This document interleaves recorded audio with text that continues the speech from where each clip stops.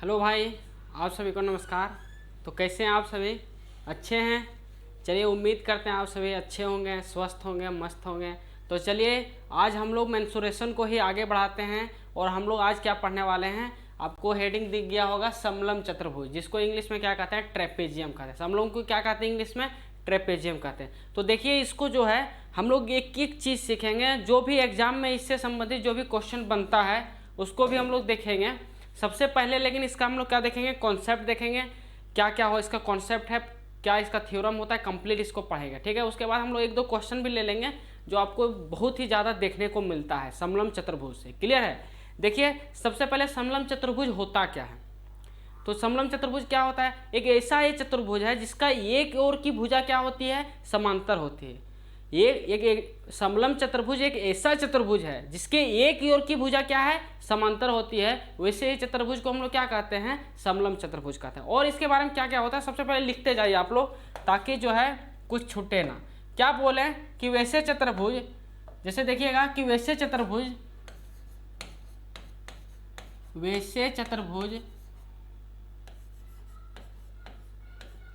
जिसके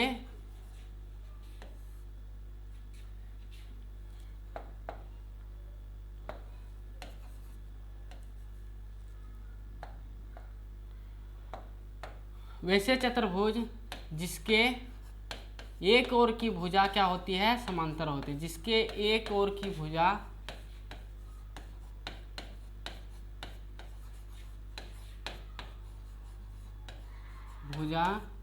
समांतर, समांतर का अर्थ आप समझ रहे हैं ना, समानांतर, समांतर होता हो। वैसे चतुर्भुज जिसके एक ओर की भुजा समांतर हो, वह चतुर्भुज क्या कहलाता है, समलम चतुर्भुज कहलाता है। वह चतुर्भुज क्या कहलाएगा आपका, वह चतुर्भुज क्या कहलाएगा, समलम चतुर्भुज कहलाएगा। क्लियर है?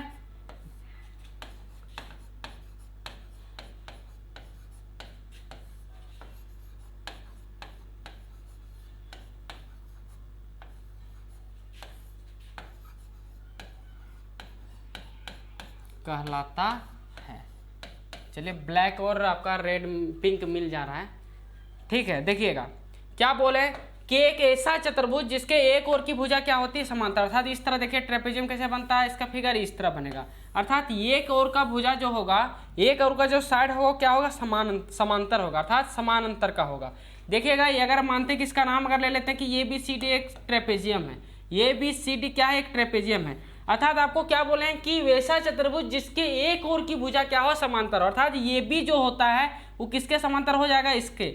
अर्थात ये भी किसके समांतर है, सी डी के समांतर। समांतर क्या होता है, समानांतर। अर्थात ये एक पैरेलल लाइन ये है, अगर दो पैरेलल लाइन ये है और इसके बीच का अंतर अगर हर जगह अगर समान है तो यही मेरा क्या कहलाता है, समांतर कहलाता है। अर्थात ये भी जो है कि समांतर क्या है, सी डी के। ये भी किसके समांतर है, आप बताएंगे। ये भी जो हो जाएगा आपका किसके समांतर हो जाएगा, सी डी का समांतर हो जाएगा। और ये जो साइड होता है, ये तो ये भी जो है आपका सी डी का समांतर है, लेकिन ये भी जो है समांतर नहीं है। क्या है, ये डी, सॉरी ये डी जो है आपका समांतर नहीं है। अर्थात बी सी डज नॉट समांतर नहीं होता, डज नॉट नहीं, इस तरह आप लिख लीजिए इसको, एक सेकेंड। बी सी जो है समांतर नहीं होता है, नहीं होता है। अर्थात इसको आप काट सकते हैं, तो आप लिख लीजिए बी सी समांतर, ये डी नहीं होता है, नहीं होता। अर्थात एक ही तरफ का जो है समांतर होता है। और कौन होता है, ये बी ही समांतर होगा आपका सी डी का समांतर। बी सी जो है समांतर, ये डी नहीं होता है। अर्थात एक साइड आपका केवल समांतर होगा, आपका एक साइड केवल और केवल कितने साइड होंगे, एक साइड, एक। अर्थात एक और की साइड जो होगा आपका समांतर होगा और एक और का जो साइड होगा वो आपका समांतर नहीं होगा। क्लियर है? तो आपको समझ में आ गया कि सबसे पहले तो आपको डिफिनेशन समझ में आ गया होगा कि समलम चतुर्भुज होता क्या है। अब इसका देखेंगे इसका क्षेत्रफल क्या होता है। अब देखिए इसका क्षेत्रफल क्या होता है, तो इसका क्षेत्रफल आप लोग लिख लीजिए कि क्षेत्रफल इसका क्या हो जाएगा आपका, इसका क्षेत्रफल आपका हो जाएगा, इसका क्षेत्रफल क्या हो जाएगा, तो आप जानते होंगे, पढ़े भी होंगे पहले। इसका क्षेत्रफल आपका होता क्या है कि समलम चतुर्भुज का जो क्षेत्रफल होता है, अर्थात इसका जो क्षेत्रफल हो जाएगा वो कितना हो जाएगा, 1/2। क्या होता है, 1/2 इंटू समांतर भुजाओं का योग, समांतर भुजा कौन है, समांतर कौन है, ये भी किसके समांतर है, CD के समांतर है। ये तो समांतर है नहीं, समांतर कौन है, ये भी समांतर क्या है, CD के समांतर। तो क्या बोले, क्षेत्रफल किसके बराबर होता है, 1/2 समांतर भुजाओं का योग इंटू हाइट। हाइट देखिए यहाँ से अगर आप लंब डाल दें यहाँ से, तो ये आपका क्या हो जाएगा, हाइट हो जाएगा कि नहीं हो जाएगा। तो आपको हाइट पता है और दोनों समांतर भुजाओं का योग पता है, तो क्या आप उसका क्षेत्रफल निकाल लेंगे, निकाल लेंगे। अर्थात क्या होता है क्षेत्रफल, 1/2 समांतर भुजाओं का योग, समांतर भुजाओं का योग इंटू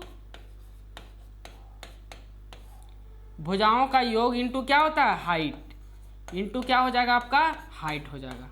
क्लियर है। अर्थात अगर आपको पूछ दे कोई कि बताइए समलंब चतुर्भुज का क्षेत्रफल कैसे निकालेंगे, तो आप क्या बताएंगे कि क्षेत्रफल जो हो जाएगा 1/2 इंटू समांतर भुजाओं का योग इंटू हाइट। तो समांतर भुजा कौन हो जाएगा आपका, ये बी और सी डी का योग आपको निकालना। अर्थात अगर ये 5 है, अगर आपको ये 5 दे दे, ये आपको 10 दे दे, तो और आपको हाइट अगर आपको दे दे सपोज दैट 8, तो कैसे इसका क्षेत्रफल हो जाएगा। तो आप बताएंगे ये अगर 5 है, ये अगर 10 है, तो क्षेत्रफल कितना हो जाएगा, 1/2 समांतर भुजाओं का योग, अर्थात 5 और 10 कितना हो जाएगा आपका 15 इंटू हाइट। हाइट कितना माने हम लोग 8, अर्थात इसका आंसर कितना आ जाएगा 15 चौक 60 मीटर स्क्वायर जो है इसका राइट आंसर हो जाएगा। तो इस तरह अगर छोटा छोटा क्वेश्चन बनता है, इस तरह आप लोग बना लेंगे। तो अभी हम लोग क्या सीखें कि वैसा चतुर्भुज जिसके एक ओर की भुजा जो है समांतर होती है, उसको हम लोग क्या कहते हैं, समलंब चतुर्भुज कहते हैं। और इसका क्षेत्रफल क्या होता है, 1/2 इंटू समांतर भुजाओं का योग इंटू हाइट होता है। अब देखिए समलंब जो है अर्थात ट्रेपेजियम जो है वो 2 प्रकार के होते हैं। कितने प्रकार के होते हैं, 2 प्रकार के। लिखते जाइए और समझते जाइएगा आप लोग कि ये जो समलंब होते हैं, जो ट्रेपेजियम होते हैं, कितने प्रकार के होते हैं, 2 प्रकार के होते हैं। तो आप लोग लिख लीजिए कि समलंब जो होते हैं 2 प्रकार के होते हैं। समलंब चतुर्भुज 2 प्रकार के होते हैं।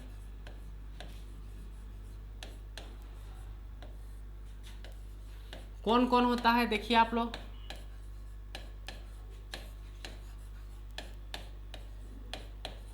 देखिए एक तो आपका क्या बताए थे कि एक आपका पैरेलल होता है, एक आपका एक साइड जो है, एक और की साइड जो होता है वो पैरेलल होता है और एक और की साइड जो है पैरेलल नहीं होता है। तो सबसे पहले लिखिए कि पहला जो इसका है दो होता है, 2 प्रकार के होता है। पहला प्रकार क्या है, तो आप बताएंगे जो पैरेलल नहीं है, जो पैरेलल अर्थात जो आपका पैरेलल नहीं है वह जब क्या होगा, समांतर भी नहीं होगा। वो जो पैरेलल नहीं है वह क्या है, समांतर भी नहीं है, वह समांतर नहीं, वह इक्वल भी नहीं है, वह इक्वल नहीं है। एक तो ये आपका प्रकार हो जाएगा। देखिए समझिएगा, आप लोग पहले लिख लीजिए इसको, उसके बाद आपको समझाएंगे, पूरी 100% आपको समझ में आएगा, आप लोग टेंशन मत लीजिएगा। और दूसरा क्या इसका प्रकार हो जाता है, जो पैरेलल नहीं है। पैरेलल कौन नहीं है, जो पैरेलल नहीं है वह क्या होगा, इस बार वह इक्वल है। लेकिन वह क्या है, इक्वल है, वह इक्वल है। जिसको हम लोग क्या कहते हैं, वह इक्वल है, जिसको हम लोग क्या कहते हैं, जिसे हम लोग क्या कहते हैं, समद्विबाहु समलंब त्रिभुज कहते हैं। क्या कहते हैं, समद्विबाहु समलंब त्रिभुज कहते हैं, जिसे हम लोग क्या कहते हैं, समद्विबाहु समलंब त्रिभुज कहते हैं। समलंब चतुर्भुज, त्रिभुज में चतुर्भुज कहते हैं। क्लियर है। क्या बताएं कि समलंब चतुर्भुज जो होता है, समलंब चतुर्भुज जो होता है वो 2 प्रकार का होता है। पहला प्रकार कौन है, तो जो पैरेलल साइड नहीं है वो जब इक्वल नहीं होगा। और एक दूसरा प्रकार क्या होता है कि पैरेलल साइड जो नहीं है, जो पैरेलल नहीं है अर्थात एक और की जो साइड पैरेलल नहीं है वो जब इक्वल होगा। देखिएगा आप लोग समझिएगा, इसका एग्जांपल हम देते हैं तो आपको अच्छा और ज़्यादा समझ में आएगा। देखिए क्या बोलें कि फर्स्ट क्या है कि जो पैरेलल नहीं है, अर्थात एक समलंब चतुर्भुज हम बनाते हैं, एक समलंब चतुर्भुज इस तरह हम बनाते हैं और समलंब चतुर्भुज हम बनाएं। अगर समलंब चतुर्भुज बनाएं तो सबसे पहले क्या लगा, नाम दे दे कि ABCD एक समलंब चतुर्भुज है। क्लियर है। अगर ABCD एक समलंब चतुर्भुज है, हम क्या बताएं कि ये जो है इसका पैरेलल है, अर्थात ये भी यहाँ तो ये भी जो है पैरेलल हो जाएगा आपका CD। लेकिन क्या बताए थे कि AD जो है आपका पैरेलल BC नहीं होगा। यही ना समलंब चतुर्भुज का यही ना डिफिनेशन होता है। लेकिन आपको यहाँ पहला तरीका क्या है कि जो पैरेलल नहीं है वह इक्वल भी नहीं है। ये जो साइड है, ये जो साइड है पहला क्या हो जाएगा कि अगर ये साइड जो है वो इक्वल नहीं होगा, ये इक्वल क्या होगा, पहला प्रकार क्या होगा कि ये जो है समलंब चतुर्भुज ये इक्वल आपका नहीं होगा। अर्थात ये अगर आपका मानिए 10 है तो ये कुछ भी हो सकता है, लेकिन 10 ये नहीं होगा। ये 12 हो सकता है, 15 हो सकता है, 14 हो सकता है, कुछ भी, लेकिन 10 ये नहीं होगा। तो पहला प्रकार आपका समलंब इस तरह हो सकता है। और दूसरा क्या हो सकता है कि दूसरा आप समझिए इस तरह कि एक समलंब चतुर्भुज है और एक समलंब चतुर्भुज इस तरह है, बनाते हैं समलंब चतुर्भुज। समलंब चतुर्भुज इसका नाम लेते हैं PQRS। लेकिन इस बार क्या है कि PQ तो पैरेलल आपका QRS आ रहा है, लेकिन जो है ये जो अनपैरेलल साइड है, ये जो अनपैरेलल साइड अर्थात पैरेलल नहीं है, इस बार क्या है ये जो है इक्वल है। अर्थात ये जितना PS जितना है उतना ही मेरा क्या हो जाएगा QR। अर्थात अगर ये 10 है तो ये भी मेरा कितना है, अगर 10 है तो इसको हम क्या बोलेंगे, इसको कौन चतुर्भुज बोलते हैं? तो आप बताएंगे कि समद्विबाहु समलंब चतुर्भुज बोलते हैं। क्या बोलते हैं? समद्विबाहु। अर्थात इसका दो साइड जो है इक्वल है, इसीलिए बोलते हैं समद्विबाहु। समलंब है तो समलंब और चतुर्भुज तो है, तो इसका नाम क्या होता है? समद्विबाहु समलंब चतुर्भुज। अर्थात ऐसा चतुर्भुज जो अनपैरेलल साइड इस यहाँ क्या है इक्वल नहीं है, और इस समलंब चतुर्भुज में क्या है कि अनपैरेलल साइड जो है इक्वल है, तो उसका नाम हम लोग क्या देते हैं? समद्विबाहु समलंब चतुर्भुज। और वो तो आपका हो जाएगा, आपका ये इक्वल है ही नहीं। क्लियर है? तो नाम इसी का होता है समलंब मतलब समद्विबाहु समलंब चतुर्भुज। क्या होता है कि जो अनपैरेलल साइड है वो इक्वल है, तो उसका नाम हम लोग देते हैं समद्विबाहु समलंब चतुर्भुज। क्लियर है? यहाँ से क्वेश्चन बहुत ही अच्छा बनता है, हम आपको बताएंगे लास्ट में, अभी आप पढ़ते जाइए। देखिए यहाँ तक तो आपको क्लियर हो गया होगा कि समलंब चतुर्भुज कितने प्रकार के होते हैं? 2 प्रकार के होते हैं। क्लियर है? आगे बढ़े, अब हम लोग आगे बढ़ते हैं, देखते हैं आगे आपको क्या है कि आगे आपको देखिएगा कि इसके विकर्ण के बारे में अब हम लोग पढ़ते हैं कि देखिए अब आपको आगे क्या पढ़ना है।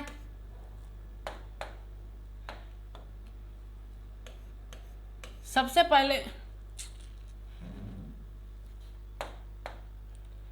चलिए देखिएगा कि एक समलंब चतुर्भुज लेते हैं, एक समलंब चतुर्भुज लेते हैं,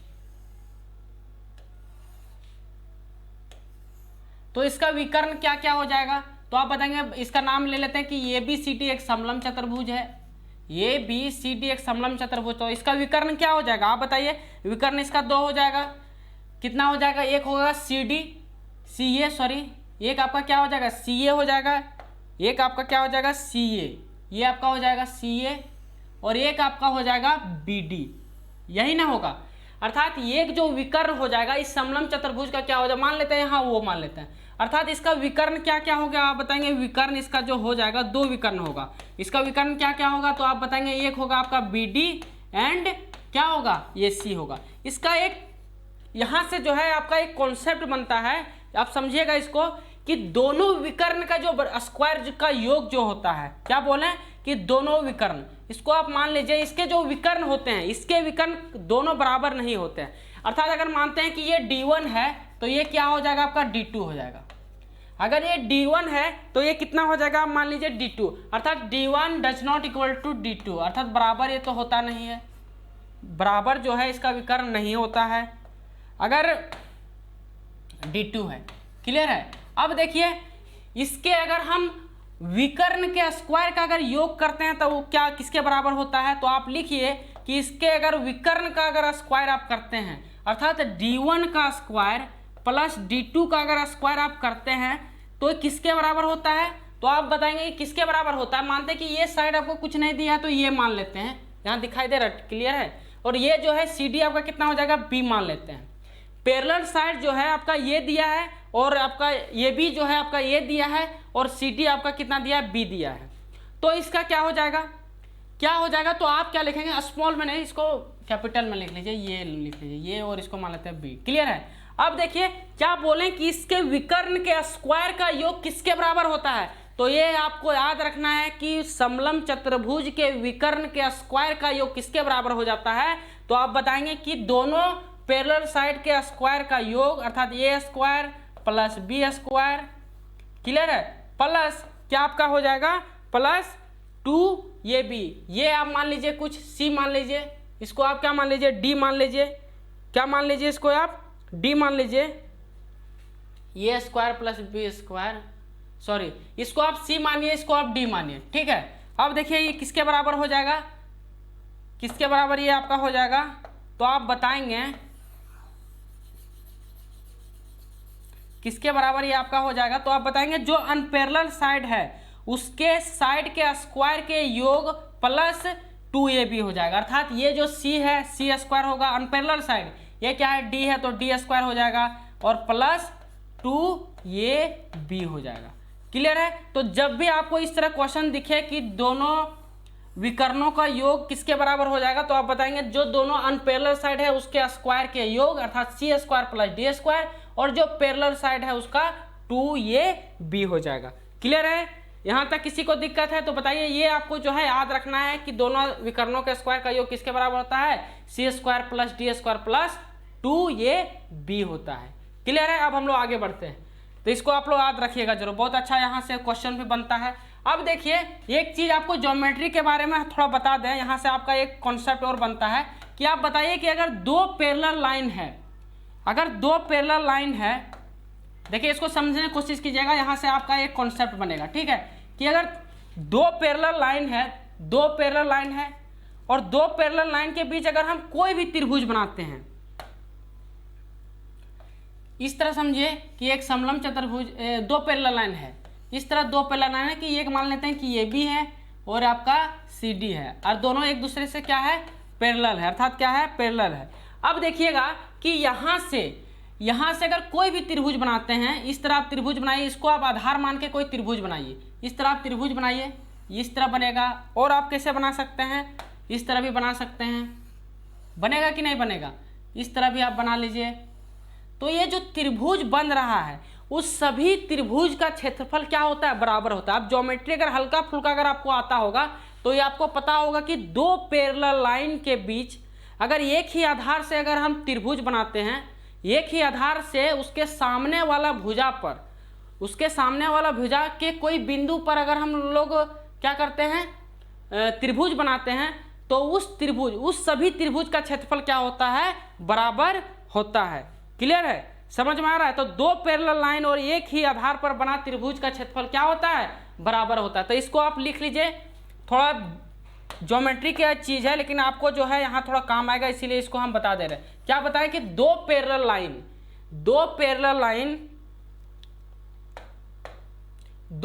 लाइन और एक ही आधार के बीच बने सभी त्रिभुज का क्षेत्रफल क्या होता है, बराबर होता है। तो इसको आप नोट बना के लिख लीजिए कि दो पैरेलल लाइन है कि नहीं, ये आपका सी डी है, ये आपका कहाँ क्या है, सी डी है, और आपका ये क्या है, ये भी है, दोनों क्या है, पैरेलल लाइन है।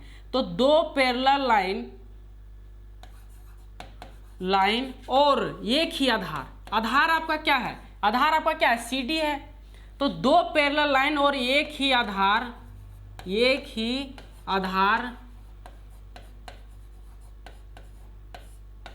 के बीच बने सभी त्रिभुज का क्षेत्रफल क्या होता है,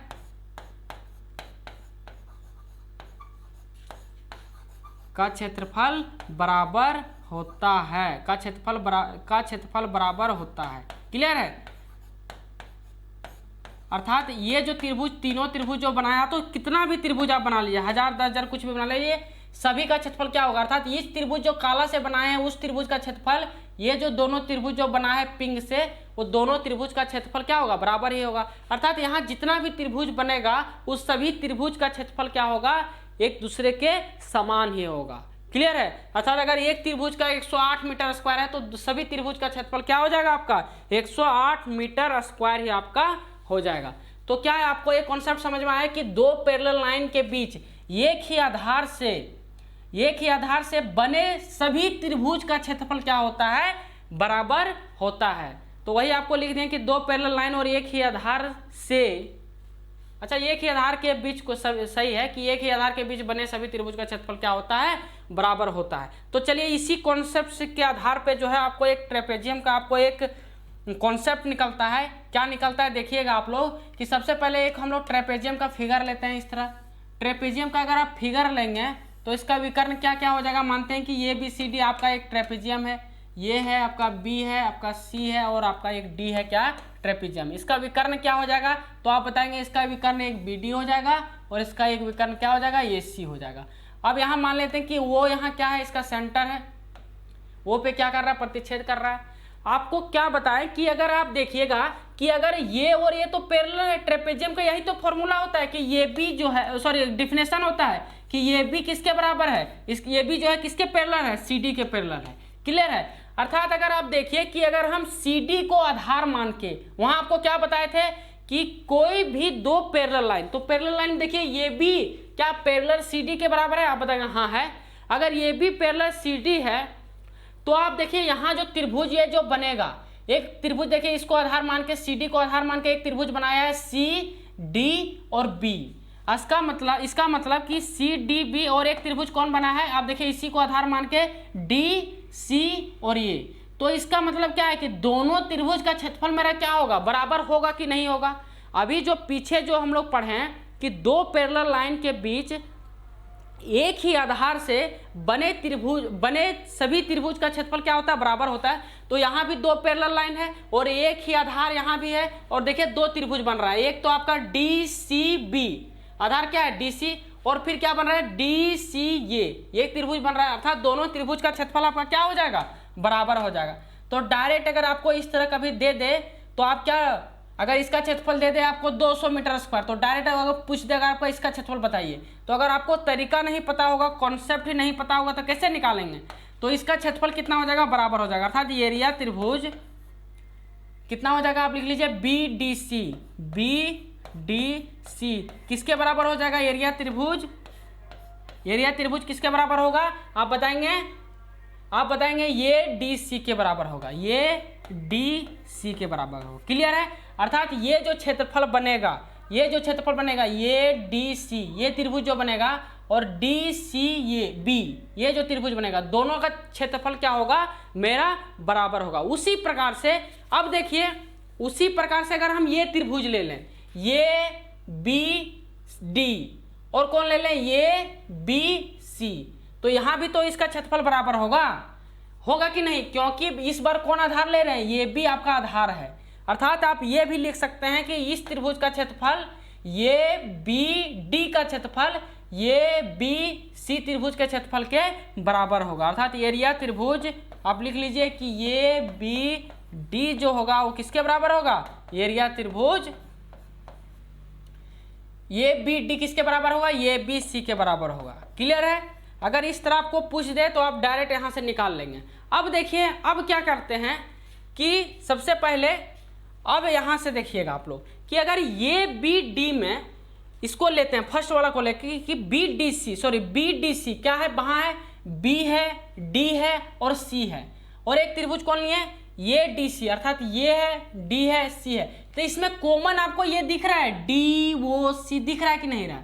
अर्थात डी ओ सी अगर दोनों त्रिभुज में अगर हम घटा दें, घटा सकते हैं कि नहीं, आप बोले हाँ घटा दीजिए। अगर आप घटा दें तो क्या ये इसके बराबर आ जाएगा, आप बताएंगे हाँ आ जाएगा। देखिएगा आप लोग समझिए, अगर नहीं समझ में आया तो कोई बात नहीं। क्या बोले कि बी डी सी और ये डी सी त्रिभुज में मेरा जो है डी ओ सी मेरा क्या है, कॉमन है, तो हम क्या कर सकते हैं, इसको घटा सकते हैं। देखिएगा जब आप घटाएंगे इसको, यहां देखिए जब इसको घटाते हैं, जब इसको घटा देंगे कि अगर एरिया त्रिभुज कितना है, बी डी सी, अगर बी डी सी में हम अगर घटा दें दोनों से एरिया त्रिभुज क्या, डी ओ सी, तो ये किसके बराबर हो जाएगा, तो आप बताएंगे ये जो बराबर हो जाएगा एरिया त्रिभुज, ये डी सी, अगर इसमें भी माइनस, ये डी सी में भी अगर हम माइनस कर सकते हैं डी ओ सी, माइनस एरिया त्रिभुज डी ओ सी। क्लियर है, यहां तक किसी को दिक्कत है। अर्थात इस त्रिभुज में हम डी ओ सी घटा दिए, इस त्रिभुज में भी डी ओ सी घटा दिए।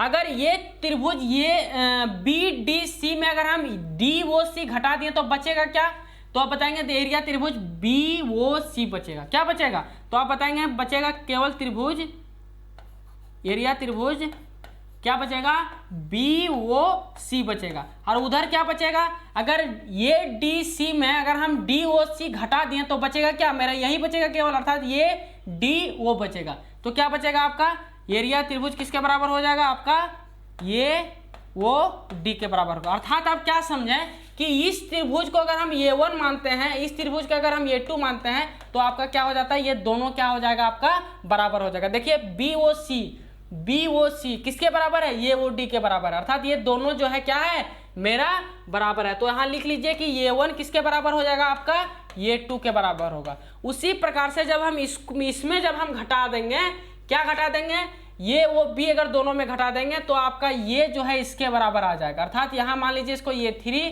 तो इसको ये हो जाएगा आपका ये 4, अर्थात ये 3 किसके बराबर हो जाएगा, तो आप बताएंगे ये 3 आपका ये 4 हो जाएगा। यहाँ से बहुत ही ज़्यादा क्वेश्चन बनता है, जब आप बनाएंगे तो आपको समझ में आएगा। आपको इस त्रिभुज दे देगा और बोलेगा इस त्रिभुज का क्षेत्रफल बताओ। अगर हमको पता ही नहीं रहेगा कि दोनों बराबर होता है तो कैसे हम लोग बनाएंगे। तो आपको क्या क्या याद रखना है, सबसे पहले याद रखना है कि ये त्रिभुज जो होगा, अर्थात BDC का क्षेत्रफल किसके बराबर होगा, ये DC के क्षेत्रफल के बराबर होगा। उसी प्रकार से उधर अगर आधार लेते हैं तो आपका ये इसके बराबर हो जाएगा। अब क्या बोले कि ये जो है, ये जो त्रिभुज होगा इसके क्षेत्रफल के बराबर होगा, और ये जो त्रिभुज होगा इसके क्षेत्रफल के बराबर हो जाएगा। क्लियर है। यहाँ से एक प्रॉपर्टी और बनता है, क्या बनता है इसको भी आप लिख लीजिए कि अगर इसको आप मानते हैं ये, इसको भी मानते हैं ये, तो आप क्या सेम है तो क्या दोनों को ये मान सकते हैं, आप बताएंगे हाँ मान लेंगे।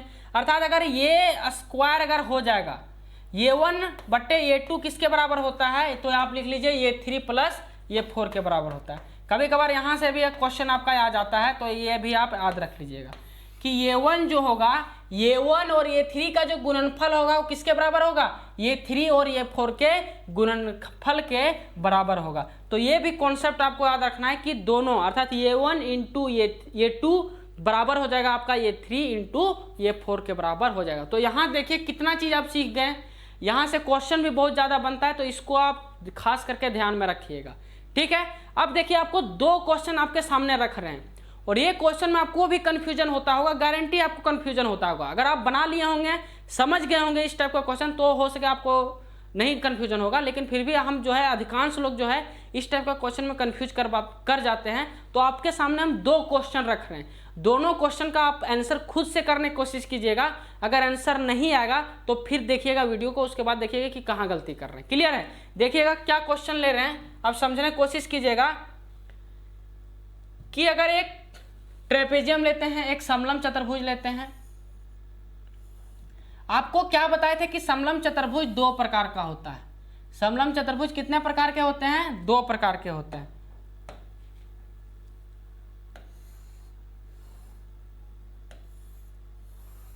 देखिए हम क्या मान रहे हैं कि इसको मान लेते हैं कि ये मेरा कितना है, इसको मान लीजिए 8 है, ये मेरा कितना है 18 है।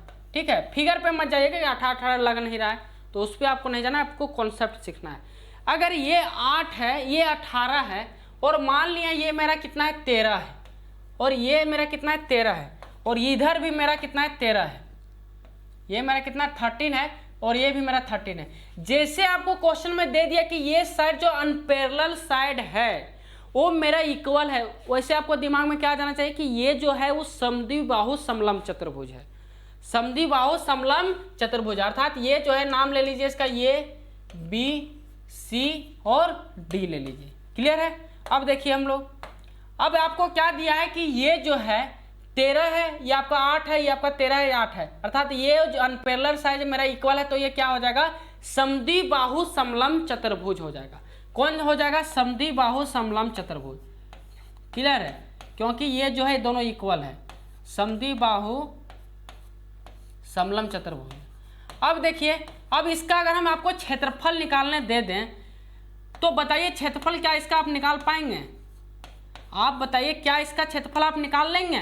तो आप बताएंगे कि क्षेत्रफल तो हम निकाल सकते हैं, लेकिन आप हाइट तो बता दीजिए। तो वही तो इसमें निकालना है आपको, हाइट ही आपको नहीं पता है, तो हाइट कैसे निकालेंगे। हम आपको क्षेत्रफल निकालने दिए, क्षेत्रफल का फॉर्मूला क्या होता है 1/2 इंटू दोनों समांतर भुजाओं का योग, अर्थात समांतर भुजाओं का योग इंटू हाइट, 1/2 इंटू समांतर भुजाओं का योग इंटू हाइट।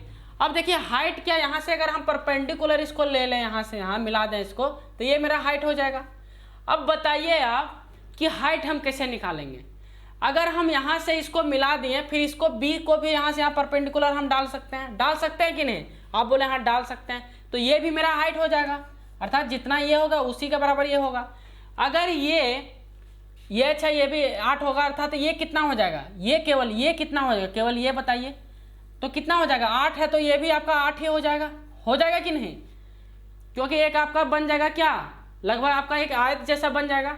अब देखिए कि अगर ये 8 है अर्थात एक तरह से ये क्या बन जाएगा आपका, आमने सामने की भुजा क्या हो जाएगा आपका बराबर, अर्थात ये 8 है तो ये भी क्या हो जाएगा? 8 हो जाएगा। ये अगर ये h है तो ये भी आपका क्या होगा? h होगा। अगर ये 8 है और टोटल d से c मेरा कितना 18 है, तो बचा मेरा कितना आप बताएंगे? बचेगा आपके पास 10। 8 अगर यहाँ से यहाँ आ गया, यहाँ से यहाँ आपका 8 है तो यहाँ से यहाँ और यहाँ से यहाँ कितना बचा? जो भी बचा वो कितना, उसका योग कितना होगा आप बताएंगे? 10। तो जब भी आपका समद्विबाहु समलंब चतुर्भुज होता है ना, तो इसमें आपका क्या हो जाएगा कि जितना बचेगा उसको आप क्या करिए? आधा आधा बांट दीजिए, अर्थात इधर आपका कितना हो जाएगा? तो आप बताएंगे इधर आपका 5 हो जाएगा। कितना बच गया आपका? 18 में अगर आप 8 तो आपका ये हो गया, बचा कितना? 10, अर्थात 10 भागा 2 करेंगे तो कितना होगा? 5 का हिस्सा हो जाएगा, अर्थात ये आपका कितना हो गया? 5 हो जाएगा। और इधर का भी साइड कितना हो जाएगा? 5 ही आपका हो जाएगा। फिगर में लग नहीं रहा है लेकिन आपका इसी तरह होगा, ठीक है? हम तो बना नहीं रहे फिगर आपका। ये आपका कितना हो जाएगा? 5 हो जाएगा। ये आपका 5 होगा कब? जब आपका समलम आप समद्विबाहु समलम चतुर्भुज है तो ही आप इस तरह कर सकते हैं। उसमें जैसे वहाँ जो है जब आपका समद्विबाहु समलम चतुर्भुज अगर नहीं होगा तो वहाँ हम डायरेक्ट बराबर नहीं कर सकते हैं। देखिएगा आप यहाँ कि क्यों इस तरह होता है, क्योंकि यहाँ आपका अगर हाइट जो भी रहेगा इक्वल नहीं निकलेगा। तो अगर ये 13 है, ये 5 है, तो ये कितना होगा? 13 5 ट्रिपलेट ही कितना होता है? 12 होता है। तो ये भी आपका कितना होगा? ये आपका कितना होगा? 12 ही होगा। 13 यहाँ 5 यहाँ भी आपका कितना होगा? आपका 12 होगा। अर्थात अब हाइट आपका निकल गया 12। अगर हाइट निकल गया 12 तो क्षेत्रफल निकाल लेंगे इजी से। क्षेत्रफल कितना हो जाएगा आप बताइए? आप बताएंगे क्षेत्रफल इसका हो जाएगा अब 1/2 इंटू समांतर भुजाओं का योग। 18 और 8 कितना होता है? आप बताएंगे 8 + 18 इंटू h कितना हो गया आपका? 12। अर्थात आंसर कितना आ जाएगा? 1/2 इंटू 18 और 8 कितना होता है? 26। 26 इंटू 12। काटिए इसको, 2 से काटेंगे 6 बार में चल जाएगा। 26 छक कितना होता है? 6 छक 36 हो गया। 6 दूनी 12 और 3 कितना हो गया आपका? 15। 156 जो हो जाएगा इसका राइट आंसर हो जाएगा। तो आपको क्या बताना चाह रहे हैं आप समझिएगा कि जब भी आपको समद्विबाहु समलंब चतुर्भुज होगा तो जो इधर बच जाएगा उसको क्या करना? आधा आधा आपको कर देना होता है, ठीक है? यहाँ आपका क्या बन जाएगा? 90 एंगल बन जाएगा। अर्थात क्या बन जाएगा? यहाँ से ट्रेपेजियम आपको लगाना है। अगर 13 है 5 है तो ये 12 ही होगा। क्लियर है? अगर किसी को समझ में नहीं आया तो कर्ण का स्क्वायर माइनस आधार का स्क्वायर कितना होता है? 25। कितना बच गया आपका? 125। 125 किसके बराबर होता है? सॉरी 100 आपका 44 बच जाएगा। 144 किसके बराबर होता है? 12 के बराबर। तो इस तरह भी आप समझ सकते हैं, बाकी बात आपको तो ये आता ही होगा। क्लियर है? तो इस तरह निकालेंगे। लेकिन अब क्या कर रहे हैं? क्वेश्चन थोड़ा चेंज कर रहे हैं। अब देखिए इस बार तो आपको समद्विबाहु समलंब चतुर्भुज दिया तो आप उस तरह बना लें, लेकिन इस बार हम क्वेश्चन क्या कर रहे हैं कि आपको समद्विबाहु समलंब चतुर्भुज अगर नहीं दे तो कैसे करेंगे? चलिए अब इसका आंसर बताइए। इसका आंसर बताइए। अगर ये मानते हैं कि अगर ये एक नाम इसका दे दें, ये ABCD नाम दे दिए, और यहाँ से जो है देखिए ये क्या है कि ये भी पैरेलल मेरा क्या दिया है? ये भी पैरेलल जो है हो जाएगा आपका CD। और आपको क्या क्या दिया है क्वेश्चन में आप लिखिए। अगर ये 10 है, ये 25 है और ये आपका कितना है? इसको आप मान लीजिए 14 है और आपका ये कितना है? 13 है। तो बताइए इस समलंब चतुर्भुज का क्षेत्रफल कैसे निकालेंगे?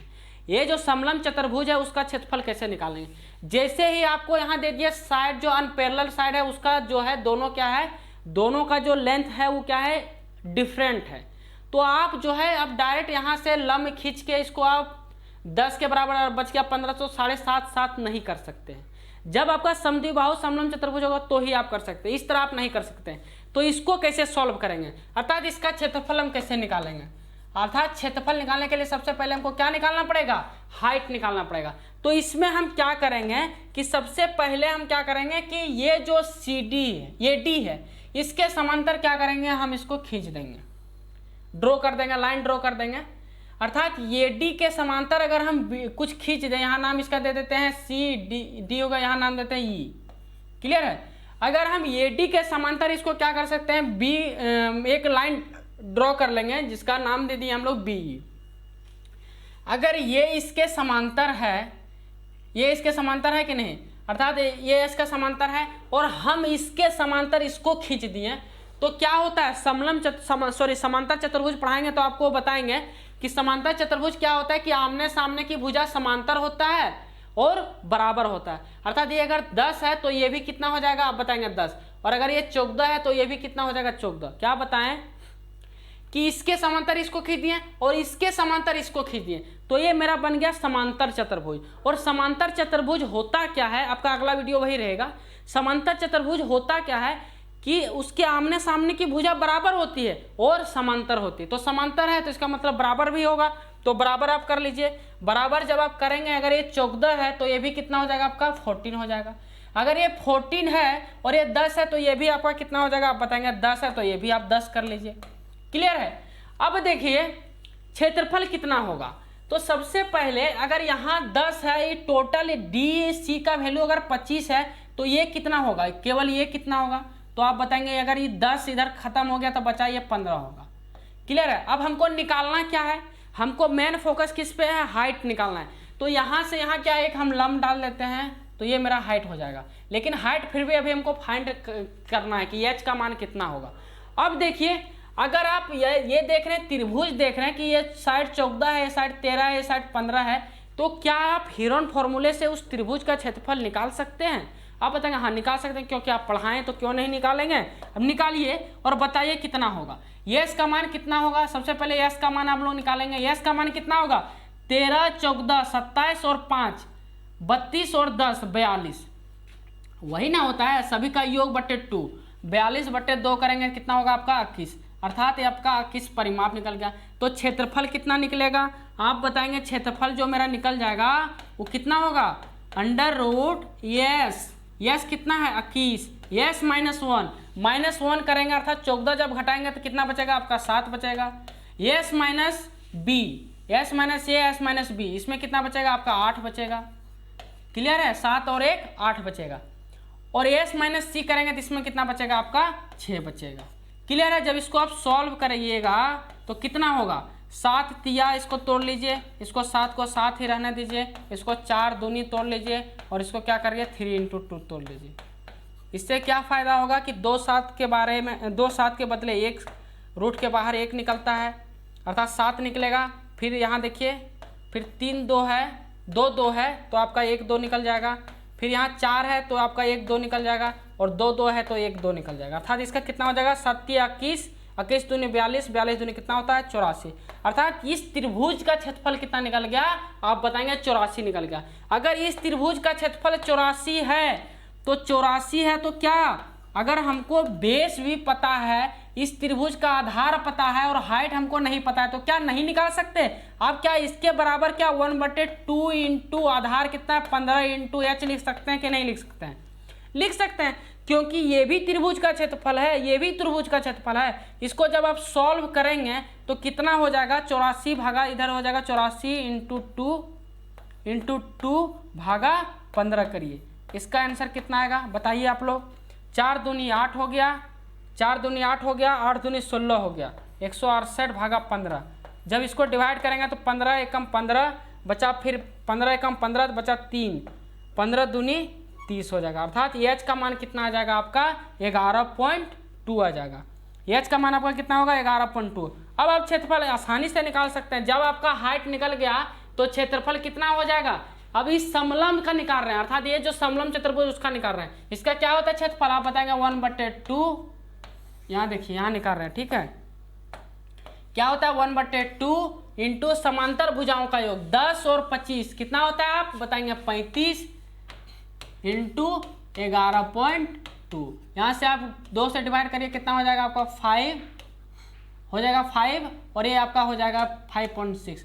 अर्थात 35 इंटू 5.6 करिए, कितना हो जाएगा आपका देखिए 35 इंटू 5.6 करेंगे कितना हो जाएगा 6 × 30, 6 × 18 और 25, 18 और 5 जोड़िए, 18 और 5 हो गया आपका 23 और 20 43, 43 और 3 46 और 5 × 15 और 3 19, यही होगा क्या 6 पचे 30 बचा 3, 6 तिया 18, 18 और 25, 18 और 5 हो गया आपका 23, 23 और 20, 43 और 3 46, बचा आपका 4, 5 तिया 15, 15 4 19, अर्थात आपका जो आंसर आएगा वो कितना आएगा, वो 196, जीरो आएगा, एक पॉइंट हटेगा, यहाँ हटेगा, एक खत्म हो जाएगा, अर्थात 196 मीटर स्क्वायर आपका राइट आंसर हो जाएगा। क्लियर है?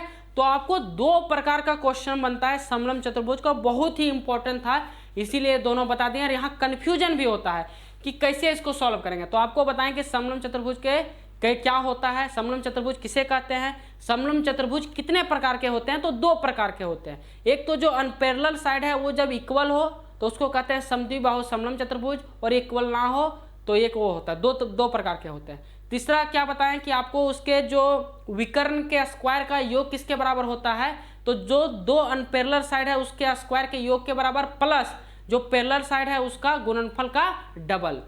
और तीसरा क्या बताएं कि दो पैरेलल लाइन के बीच अगर एक ही आधार से जितना भी त्रिभुज बनाए वो त्रिभुज क्या होता है, बराबर होता है। तो उससे जो है हम लोग 4-5 कॉन्सेप्ट वहाँ भी सीखे उस कॉन्सेप्ट के आधार पे। और आपको दो क्वेश्चन यहाँ बताएं, दोनों क्वेश्चन बहुत ही इंपॉर्टेंट है। तो लगभग आपसे जो भी समलंब चतुर्भुज का लगभग जितना क्वेश्चन बनेगा आपका जो है बन जाएगा। इसका क्वेश्चन जो भी हम लोग करेंगे सभी का क्वेश्चन मिक्स हम लोग कर लेंगे, अर्थात समांतर चतुर्भुज अब पढ़ लेंगे, सम चतुर्भुज पढ़ लेंगे, और ये तो पढ़ चुके हैं, तीनों का मिक्स जो है हम लोग जो है क्वेश्चन कर लेंगे। ठीक है, क्योंकि इसका क्वेश्चन करेंगे कितना क्वेश्चन बनेगा, 7-8 क्वेश्चन बनेगा, तो उससे अच्छा कि सब लोग मिक्स करके ही हम लोग लगभग 20-25 क्वेश्चन एक साथ कर लेंगे। ठीक है, तो आज के लिए इतना ही। अगर आपको अच्छा वीडियो लगा होगा तो आप ज़रूर शेयर कीजिएगा और अपने दोस्त लोग को ज़रूर बताइएगा कि आपको जो है अगर पढ़ना है रेगुलर मैथ तो आप यहाँ से पढ़ सकते हैं। ठीक है, तो आज के लिए बस इतना ही। जय हिंद, जय भारत, थैंक यू।